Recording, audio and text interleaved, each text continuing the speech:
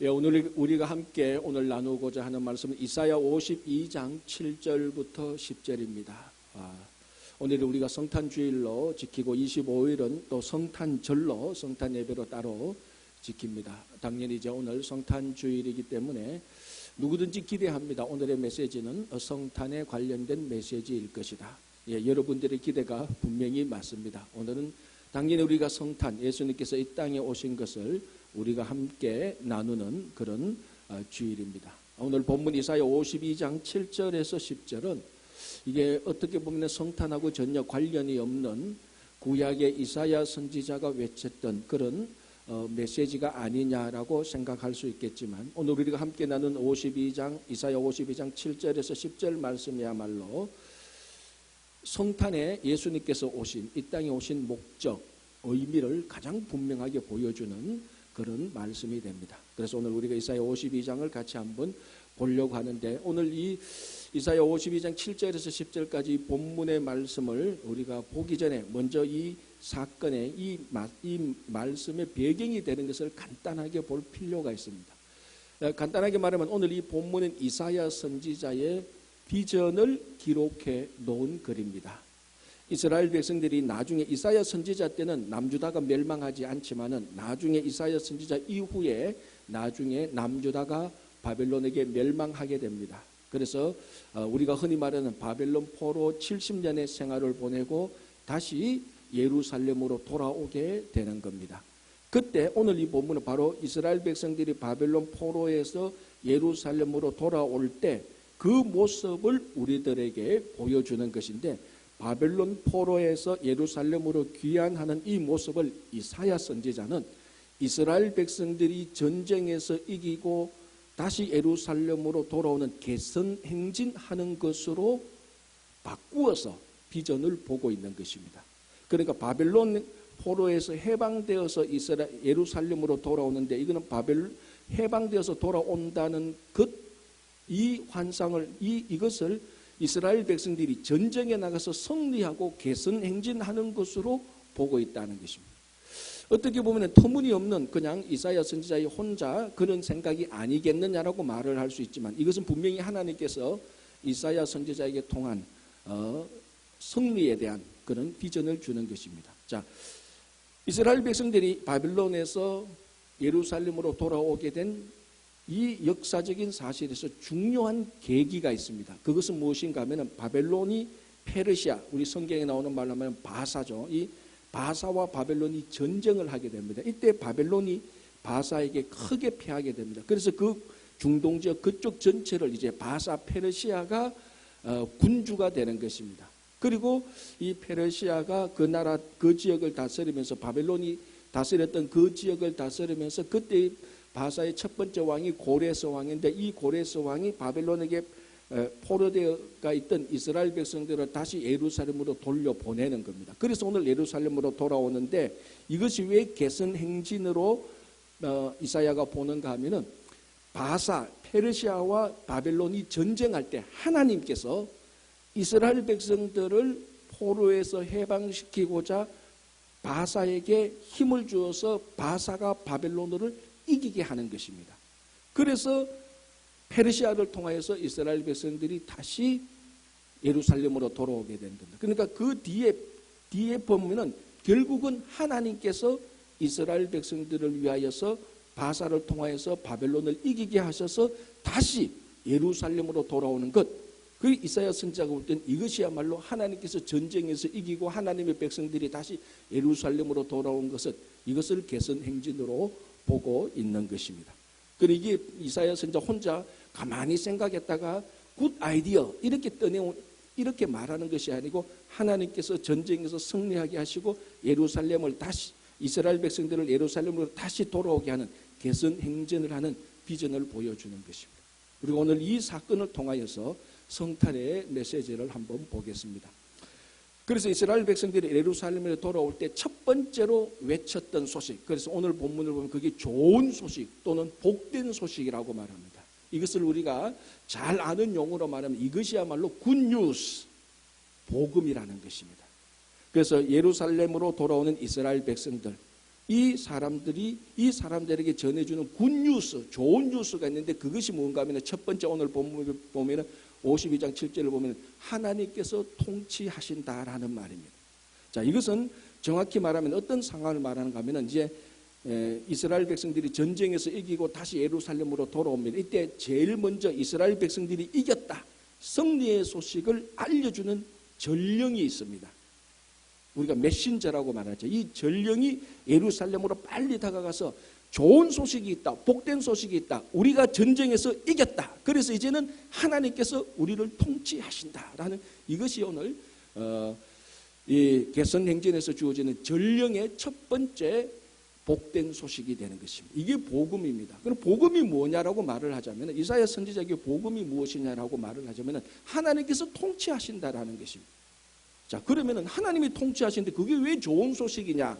오늘 본문에 보면은 하나님께서 통치하실 때 거기에 구원이 이루어지고 거기에 평화가 이루어진다는 것입니다. 그러니까 하나님께서 통치하실 때 좋은 것은 구원의 삶을 살게 되고 평화가, 진정한 평화가 이루어진다는 것입니다. 자, 이전에는 이스라엘 백성들이 바벨론에 살 때는 이스라엘 백성들에게 진짜 구원이 없었습니다. 바벨론이 식민지로 살고 핍박을 받았고 우상을 섬겨야 되고 자기들이 가고 싶지 않은 이상한 성전에 가서 이상한 신 우상을 섬겨야 됐습니다. 구원이 없고 자기 마음속에 평화가 없습니다. 멸시와 무시와 상처밖에 없습니다. 그러니 이제 하나님께서 이스라엘 백성들을 통치할 때는 여기는 진짜 평화, 샬롬이 이루어지고 하나님께서 구원해 주셨기 때문에 구원의 삶을 살게 되는 것입니다. 그래서 구원과 평화의 삶을 살도록 하는 하나님의 통치, 이것이 이제 시작되었다라고 전령이 기뻐서 외치는 겁니다. 이것이 복된 소식, 복음이고 이게 굿뉴스, 우리가 전해야 될 복음이라는 것입니다. 자, 마치 하나님께서 통치하셔서 구원과 평화의 삶을 주는 것이 성탄에 예수님께서 우리에게 오셔서 우리의 통치자로서 우리의 새로운 주인으로 온 것하고 똑같습니다. 예수님께서 이 땅에 오신 것은 우리에게 구원의 삶을 주기 위함이고, 예수님께서 이 땅에 오셔서 우리들에게 진정한 평화, 하늘의 평화, 전쟁이 없는 그냥 잘 먹고 잘 사는 그 정도의 평화가 아니고 하나님, 하늘의 평화를 이 땅에 가져주기 위한, 샬롬을 가져다 주기 위한 거였습니다. 그래서 예수님의 이름 뜻이 무엇입니까? 자기 백성을 자기 죄에서 구원할 자. 예수의 이름 뜻이 구원입니다. 하나님께서 이스라엘 백성들을 바벨론에서 구원한 그 구원을 예수님의 이름 뜻에서 이미 나타났듯이 이스라엘 백성들을 구원하실 분이 예수 그리스도입니다. 예수님께서 이 땅에 오셨을 때 천사들이 외쳤던 찬양이 뭡니까? 가사 내용이 하늘에는 평화, 땅에는 기뻐하심을 입은 사람들 중에 하늘에는 영광, 마음이 급해서 하늘에는 영광, 땅에는 기뻐하심을 입은 사람들 중에 평화. 그리고 예수님께서 이 땅에 오실 때 이 세상은 로마 황제가 다스리고 있었습니다. 그러나 예수님께서 이 땅에 오셔서 이제는 로마 황제가 다른 이스라엘 백성들을 통치하는 것이 아니고 예수님께서 진짜 왕으로서, 진짜 이스라엘, 전 인류의 새로운 통치자로서, 구원과 평화를 주는 새로운 통치자로서 우리 각자의 주인으로서 오는 것입니다.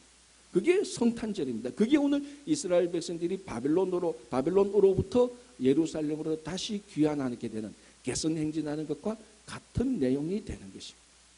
그래서 이번 성탄절에는 정말 새로운 통치자를, 새로운 주인을 우리가 다시 영접해야 됩니다.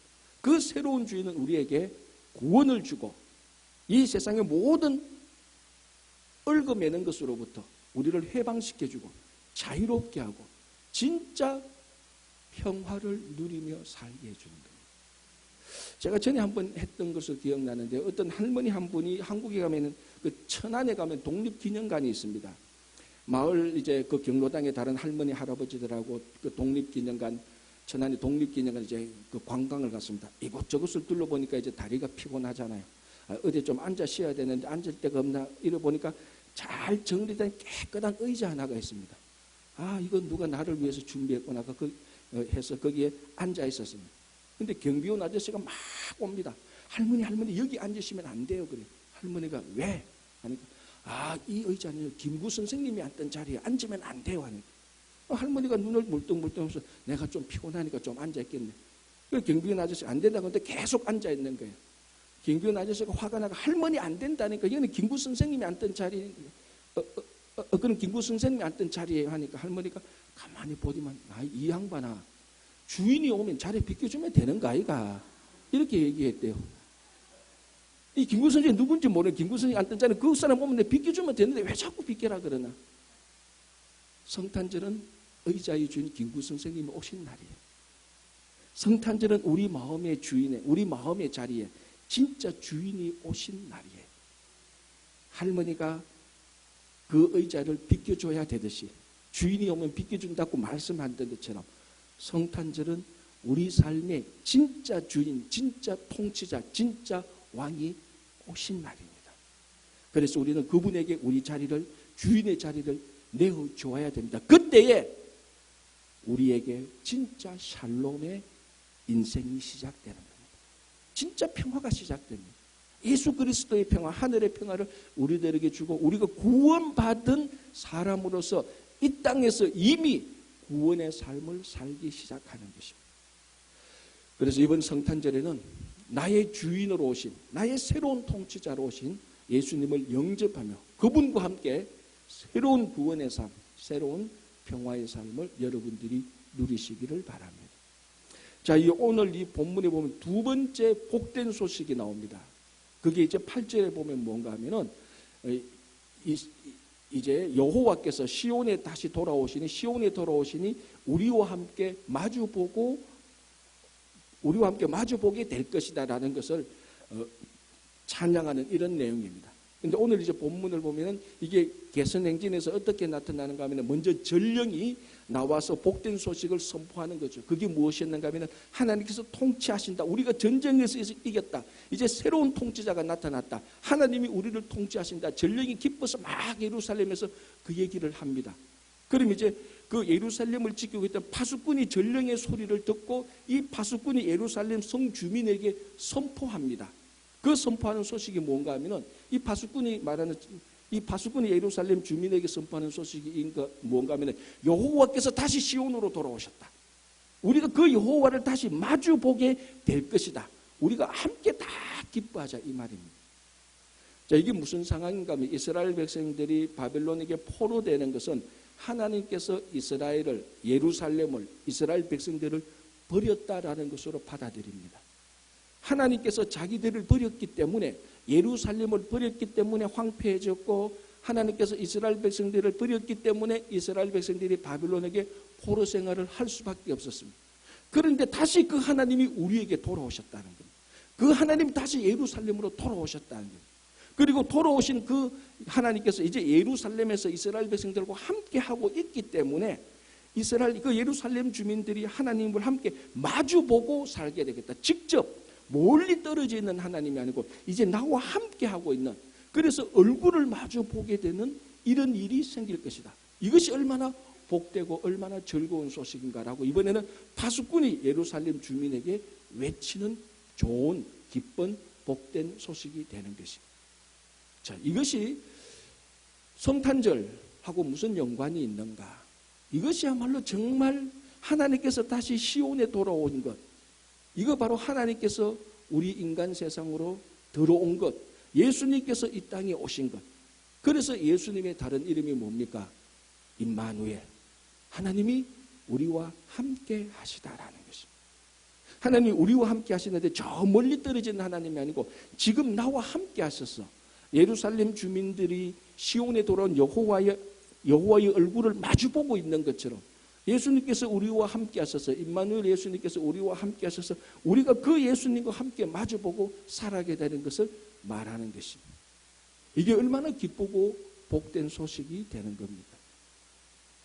여러분, 우리 미국 식당도 그렇고 한국 식당도 유명 식당에 가보면은 어떤 걸 여러분들이 볼 수 있는가 하면은 유명 정치인이나 유명한 연예인들이 그 식당에 왔다 갔다 하는 글 썼는 것을, 액자 만든 것을 여러분 많이 봤을 겁니다. 미국 식당에도 그렇고 한국 식당에도 그렇고 대부분 누가 썼는가 이렇게 보면 유명한 정치인 아니면 유명한 연예인 이런 걸 봅니다. 한국 식당에 가서는 우리가 살기는 이쪽 킨즈에도 한국 식당에 가보면 그런 식당들이 있습니다. 그래서 무슨 말을 썼는가 제가 봅니다. 대체로 가장 간단한 말입니다. 대박 나세요. 또는 아주 잘 먹고 갑니다. 맛이 너무 좋습니다. 번성하기를 바랍니다. 누구누구하고 이름을 쓰고 사인을 쫙 하고 갑니다. 그러면 그 식당에 왔던 손님들이 그 액자를 보고 야, 이 식당에는 이런 유명한 사람들이 와서 먹고 갔구나. 야, 정말 음식이 맛이 있는갑다. 야, 이 식당의 음식은 우리가 믿고 먹을 수 있구나라는 신뢰를 주고 그 식당이 유명하다는 것을 알리기 위함인 것입니다. 그리고 유명한 사람들이 더 많이 오고 더 유명한 사람이 그 식당에 왔다 가면서 그 글을 남기면은 그 식당에 다 손님들은 어떻게 생각합니까? 그 어떤 유명한 사람이 왔느냐에 따라서 그 식당의 가치가 더 높아지는 겁니다. 자, 여러분 한번 생각해 보십시오. 성탄절은 우리 삶에 하나님이 오신 것입니다. 지금 제가 어느 식당을 가봐도 이 식당에 하나님께서 오셨다는 것을 기록해준 식당은 본 적이 없어요. 예수님께서 오셨다는 그것을 사인해 본 적이 없어요.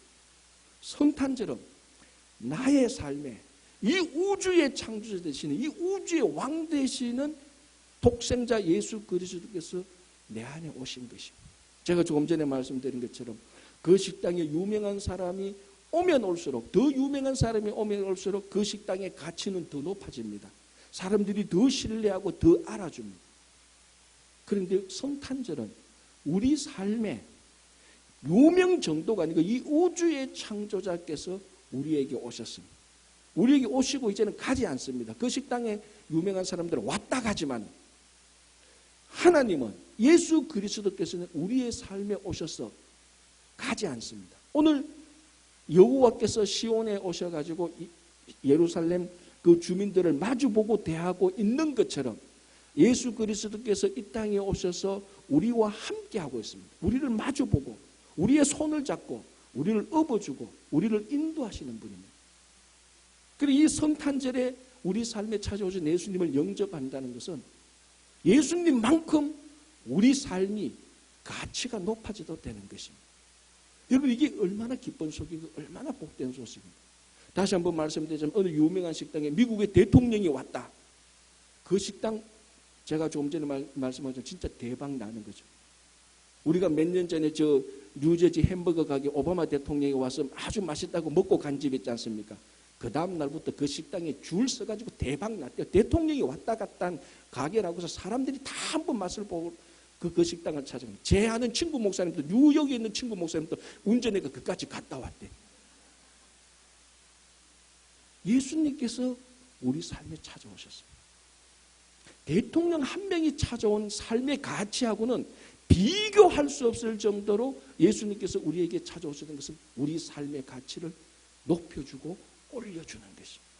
이게 임마누엘, 여호와께서 다시 시온에 돌아온 것입니다. 그래서 여호와께서 시온에서 함께하고 있는 것입니다. 호주 시드니의 어느 한 교회에서 성탄절 발표를 합니다. 이제 오늘 저희 교회도 오후에 성탄절 발표를 하지만 아마 이런 성탄절 발표를 했던 것 같아요. 그래서 그 교회에서 야심차게 기획한 뮤지컬이 있습니다. 그 나름대로 그곳에서 유명한 가수도 섭외하고 또 자기 교회에서 연극을 잘하는 또 성악을 잘하는 사람들 다 모아서 이제 뮤지컬을 합니다. 그런데 그 이제 뮤지컬을 하면서 한 자기 교회 유명한 그 이제 듣다 성악가가 이런 찬양을 합니다. 그 찬양이라고 하여튼 노래를 하는데 그 가사 그게 뭔가 하면은 우리들은 잘 모르는데 아마 오래된 분은 좀 아는데 배트 미들라는 그 유명한 가수의 From a Distance 먼 곳에서라는 그런 그 노래가 있습니다. 그 가사는 뭔가 그 내용이 어떤가 하면은 우리의 삶이 어렵고 힘들지만 좀 떨어져서 멀리서 바라보면은 우리의 어려움과 아픔과 이런 것들이 다 조화롭게 멀리서 보면 참 이쁘게 잘 보인다. 그러니까 우리가 살면서 너무 조그마한 거 가지고 낑낑거리지 말고 좀 멀리서 떨어져서 보라. 그래서 제목 그 가사 이름이 From a Distance 멀리 좀 거리를 떨어져서 본다. 이제 그 가사 내용 한 중간에 보면 이런 내용이 납니다. 하나님께서 멀리서 우리를 바라보고 계시네. God is watching us from a distance. 이게 반복되는 내용이 나옵니다. 그래서 이제 그 가수가 그 노래를 부릅니다. God is watching us from a distance. 하나님께서 멀리서 우리를 지켜보고 계시네. 하나님께서 우리를 지켜보고 계시네. 멀리서. 이렇게 몇 번 반복하니까 그 이제 무대 제일 앞에 앉아있던 한 여인이 참다 못해서 무대 위로 막 올라와서 고함을 지르는 거예요. 내가 참다 못해서 올라왔는데 하나님은 멀리서 우리를 쳐다보는 것이 아니고 이 크리스마스에 하나님께서 우리에게 가까이 오셨다. 그러면서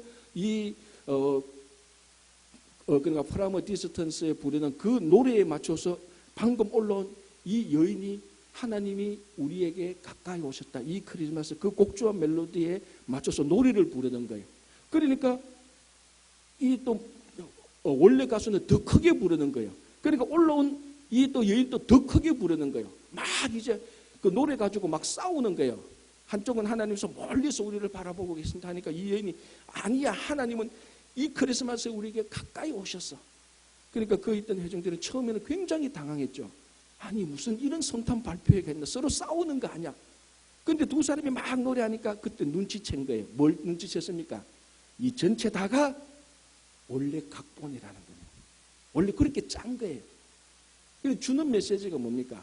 하나님께서 우리를 멀리서 가까이 보고 계신다고 사람은 생각하지만 아니라는 겁니다.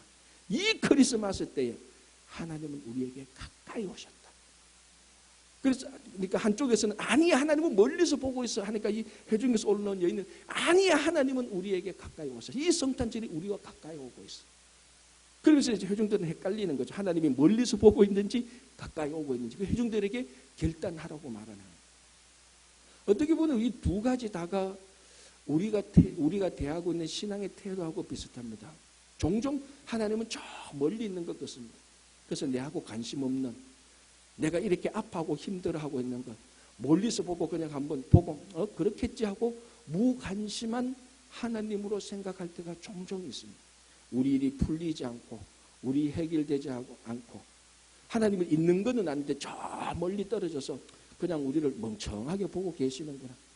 그런데 회중석에서 올라온 그 여인의 말입니다. 아니다. 이 크리스마스 때 하나님은 우리와 함께 가까이 오셨다. 우리와 함께한다. 라는 메시지를 주고 있는 거예요. 그게 오늘 예루살렘의 파수꾼이 외쳤던 목소리입니다. 여호와께서 다시 시온에 돌아오셨다. 이 예루살렘에 다시 오셨다. 그래서 우리가 서로 마주 보고 있다. 이것이 얼마나 기쁘고 즐거운 일인가. 찬양하라는 것이죠. 이 성탄절에 저 멀리 계셨던 하나님께서 독생자를 보내셔서 우리와 함께합니다. 우리와 함께할 뿐만 아니라 우리를 마주 보고 있습니다. 떠나지 않고 우리 얘기를 들어주시고 우리에게 위로를 주시고 힘을 주시고 능력을 주십니다. 그래서 우리가 이 성탄절에 임마누엘의 하나님, 시온에 돌아오신 하나님, 우리 삶을 찾아오신 하나님과 함께 하시기를 간절히 바랍니다. 여러분, 마틴 루터가 무슨 말을 했는가 하면요, 안전, 세이프티, 안전은 인간의 가장 최고의 우상 숭배다라고 말을 했습니다. 자, 이게 무슨 말인가 하면 사람의 심리를 살펴보면 결국은 불안에 대한 심리가 끝까지 남아있다는 거예요. 근데 이게 사람들이 나이가 들면 들수록 자꾸 다른 욕구보다 안전 욕구가 굉장히 강해집니다. 자, 여러분, 연세 드신 어르신들 모이는 데 가보십시오. 딱 두 가지 얘기밖에 안 해요. 건강 얘기하고 연금 얘기밖에 안 해요. 딱 그 두 가지만 해요. 무슨 얘기를 해도 기성전 건강, 기성전 연금이에요. 오바마 대통령 얘기하고 하다가 결국은 건강 얘기예요. 트럼프 탄핵 얘기하다가 결국은 연금하고 건강 얘기예요. 연금 건강이 뭡니까? 안전에 관한 겁니다. 결국은 나이가 들면 들수록 살면 살수록 뭔가 모르게 불안합니다. 내가 노후를 이렇게 해서 안전하게 살 수 있을까? 루터가 정말 이해했습니다. 안전이 인간의 최고의 우상 숭배라는 것이. 여러분, 가끔 운전하다 보면은 앞에 스쿨버스가 턱 막을 때 있습니다. 아니면 큰 차가 막을 때 있습니다. 여러분, 그 뒤를 가만히 보십시오. 무슨 글씨 있는 줄 압니까? Safety is my goal. 안 본 적 없습니까? 여러분, 그 영어라서 안 읽죠? 저도 잘 안 읽는데 딱 보입니다. Safety is my goal. 안전하게 운전하는 것이 최고라는 건데 가만히 듣고 보니까 그게 우리 인생에 굉장히 중요한 교훈을 줘요. 그렇지. Safety is my goal. 그러니까 마틴 루터가 했던 말하고 똑같은, 인간은 안전을 최고의 우상 숭배를 삽니다. 그걸 뒤집어 보면은 인간은 안전을 추구하는 욕구라는 겁니다. 왜 이 말을 하는가? 여호와께서 시온에 다시 돌아오시면 예루살렘 주민은 100% 안전합니다. 이제는 어떤 바빌론 민족이 쳐들어와도, 어떤 아수르 민족이 쳐들어와도 여호와께서 시온 예루살렘에 함께 하시는 한 예루살렘 주민들은 진짜로 안전합니다. 이 성탄절에 예수님께서 우리에게 찾아오셔서 우리와 함께합니다. 우리의 모든 불안 요소들을 다 제거해 줍니다. 그래서 여러분 이사야 41장 10절 우리가 잘 아는 구절에 뭐라고 말합니까? 제가 그대로 읽어드릴게요. 암송하는 사람들도 많을 건데요. 두려워하지 말라. 내가 너와 함께함이라. 놀라지 말라. 내가 너의 하나님이 됨이라. 내가 너를 굳세게 하리라. 참으로 너를 도와주리라. 참으로 나의 의로운 오른손으로 너를 붙들리라. 이게 다른 구절이 그 이사야 구절입니다. 오늘 우리가 이사야 52장을 보는데 똑같은 이사야가 말합니다. 염려하지 말고 걱정하지 말라. 내가 너와 함께 있다. 우리는 안전에 대한 모든 염려는 안전과 관련되어 있습니다. 그러나 이 안전을 위하여서 세상의 물질과 권력과 어떤 사람이나 어떤 우상에 의존하지 마십시오. 성탄절에 찾아온 주님과 함께하면 100% 안전합니다. 자, 이렇게 파수꾼이 여호와께서 시온에 다시 돌아오셨다. 우리와 함께한다. 얼굴을 마주본다. 라고 말하니까 이제는 전령의 첫 번째 여호와께서 통치하신다는 첫 번째 이 복된 소식을 말하니까 파수꾼이 그 이야기를 받아서 여호와께서 다시 오셨다. 우리와 함께한다라는 두 번째 복된 소식을 파수꾼이 외쳤습니다. 그러니까 오늘 9절 10절을 보면 예루살렘에 있는 온 백성들이 다 일어나서 찬양을 합니다. 그 내용이 9절 10절인데요. 자, 9절 이렇게 되어 있습니다. 너 예루살렘의 황폐한 곳들아 기쁜 소리를 내어 함께 노래할지라. 자, 예루살렘의 황폐한 곳들이라는 건 뭔가 하면은 바벨론 70년 포로 생활에 이스라엘 백성들이 바벨론으로 포로 잡혀갔을 때 예루살렘은 그 사이에 완전히 황폐해졌습니다. 잡초가 나고 벽도 무너지고 벽돌 위에 벽돌도 남지 않고 정말 그 지성소 안에 있던 언약궤는 어디로 갔는지 모르고 그런데 이제 바벨론에 포로되었다 하는 사람이 다시 예루살렘으로 돌아옵니다. 보니까 전부 다 황폐한 곳들밖에 없습니다. 그리고 예루살렘에 남아있었던 사람들이 있습니다. 그러나 이 사람들은 여전히 황폐한 예루살렘 성처럼 그렇게 살고 있었습니다. 이 돌아온 바벨론 포로 귀한 자들, 이 사람들과 예루살렘에 함께 있었던 사람들이 함께 모여서 자기 삶을 보니까 정말 70년 동안 무너진 예루살렘의 황폐한 것과 같습니다. 그러나 여호와께서 통치하시고 여호와께서 함께 하시니까 이 모든 황폐한 것들이 다시 일어나서 우리가 회복될 것이다 라고 말합니다. 그때 메시지가 뭔가 하면은 세 가지 메시지를 전합니다. 9절 중간에 보니까 여호와께서 그의 백성을 위로하셨고 두 번째 예루살렘을 속량하셨고 세 번째 거룩한 팔을 하나님께서 나타내셨다라는 거예요. 자, 여기서 우리가 이 세 가지를 다 살펴보면 하나를 보면 됩니다. 여호와께서 이스라엘 백성들을 위로하셨다는 거예요. 이 위로라는 말은 이사야 전체에서 제일 중요한 하나님의 메시지입니다. 이사야가 1장부터 66장까지 있는데요. 전반부와 후반부로 나눕니다. 전반부는 1장에서 39장, 후반부는 40장에서 66장. 1장에서 39장은 이스라엘 백성들의 멸망 심판을 예언했습니다. 그러나 이스라엘 백성들이 멸망받고 심판받는다 할지라도 오늘 본문처럼 다시 하나님께서 이스라엘 백성들을 귀환시키고 예루살렘으로 돌아오게 할 것이라는 그 메시지가 40장부터 주어집니다. 이사야 40장의 첫 번째 메시지가 뭡니까? 이사야 선지자에게 했던 말, 위로하라, 위로하라, 내 백성을 위로하라. 이게 hen델의 메시아 첫 번째 나오는 말하고 똑같은 거예요. 이사야 40장부터 제일 중요한 하나님의 메시지는 내 백성을, 이스라엘 백성들을 위로하라는 것입니다. 자, 오늘 이 본문에서도 예루살렘 황폐한 곳들이 다 함께 일어나서 회복할 거다. 왜? 하나님께서 너희들을 위로하기 때문에 그렇다는 거예요. 그런데 위로라는 것이 우리는 어떻게 생각합니까? 내가 슬프고 낙담될 때 위로자가 와서 이 슬픈 마음을 달래주고 낙담한 마음을 달래줘서 희망을 갖게 하고 슬픈 마음을 달래줘서 기쁘게 하는 것, 이걸 우리가 위로라고 생각합니다. 물론 이게 분명한 위로입니다. 그러나 오늘 본문에서 말하고 있는 위로는 슬픔과 낙담을 달래주고 희망을 주는 이런 위로의 차원이 아니고, 여기서 말하는 위로는 회복을 말하는 겁니다. 자, 오늘 이 말씀이 바로 오늘 앞에 이사야 51장 2절 3절이 그대로 나타나는데 제가 한번 읽어드릴게요. 51장 2절 3절이 이렇게 되어 있습니다. 너희의 조상 아브라함과 너희를 낳은 사라를 생각하여 보라. 아브라함이 혼자 있을 때 내가 그를 부르고 그에게 복을 주어 창성하게 하였느니라. 나 여호와가 시온의 모든 황폐한 곳들을 위로하여 그 사막을 에덴 같게 그 광야를 동산 같게 하였나니 그 가운데에 기뻐함과 즐거워함과 감사함과 창화하는 소리가 있으리라. 3절에 51장 3절 시온의 모든 황폐한 곳들을 위로하고, 오늘 52장 9절에 예루살렘의 황폐한 곳들이 기쁜 소리를 내어 함께 노래할지다. 이는 여호와께서 그의 백성을 위로하셨고, 똑같은 말이에요. 사실 52장 3절에 시온의 황폐한 곳을 위로했다는 말이나 오늘 본문 52장 7절에 예루살렘의 황폐한 곳이 다 일어나서 함께 노래하고, 왜냐하면 하나님께서 위로하셨다는 말이에요. 중요한 것은 51장 2절에 시온의 모든 황폐한 것이 위로함을 받는 것이 무엇하고 같다고요? 아브라함과 사라가 번성하는 것하고 같다라고 말을 합니다. 자, 여러분, 아브라함과 사라가 하나님의 명령을, 하나님의 말씀을 받고 갈대아우를 떠났을 때 아브라함이 75세고 사라가 65세입니다. 하늘의 별처럼 바다의 모래처럼 많은 자식을 줄 거라는 약속을 받았습니다.